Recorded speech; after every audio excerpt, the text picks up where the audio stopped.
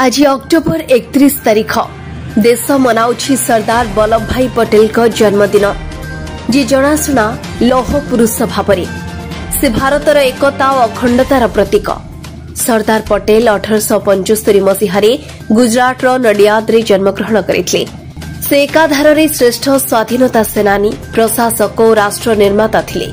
भारत स्वाधीन हेबा परे से 562 राजांक शासित राज्य को एकतारे आनी भारत को एक अभिन्न देश रूपे गढ़ी तोलिथिले। तांको अपरिमित दृढ़ इच्छा शक्ति और देश प्रेम देखि देशवासी से दिन को राष्ट्रीय एकता दिवस व नेशनल यूनिटी डे भावे पालन करते।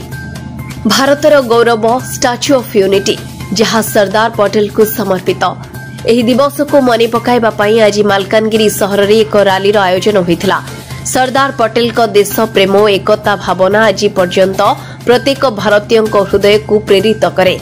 प्रणाम जनाऊे आम समस्त गवर्नमेंट पॉलिटेक्निक मालकानगिरी छात्र माने आज सरदार वल्लभ भाई पटेल 150तम जन्मदिन दिवस अवसर में डिस्ट्रिक्ट स्पोर्ट्स कॉम्प्लेक्स मालकानगिरी ठारे एक रैली प्रतिष्ठा करा जायतिला।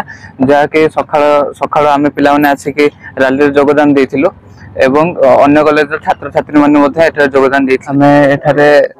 समस्त जोगदान देलु एवं रैली रे सचेतनता फैलाइलु एवं निजे सचेतन हेलु एवं संकल्प नेलु जे सरदार वल्लभ भाई पटेल जे कि लोह मानव भाव जना जाते सी जपरी आम देश को गढ़ा चाहते तांकर जपरी इच्छा थिला जे इच्छा थिला एवं भूमिका थिला आम देश को गढ़ा आम संकल्प नौचु कि आम देश को से भाव में गढ़ू एवं पुनर्गठित करूँ एवं आम देश को विश्व सबुठ भल देश एवं एक नंबर देश करने चाहूँ। जितेंद्र कुमार बाग मो पॉलिटेक्निक कॉलेज रो आसी अछि आमे सब पिला माने भारतर लौह मानव जे कि सरदार वल्लभ भाई पटेल तांकर आज 150तम जन्मदिन उपलक्षे मालकानगिरी रे गोटे रैली करा जायतिला। सेटारे अनेक कॉलेज रो पिला माने आसीथिले छात्र छात्री माने या गोटे सचेतनता भारतर।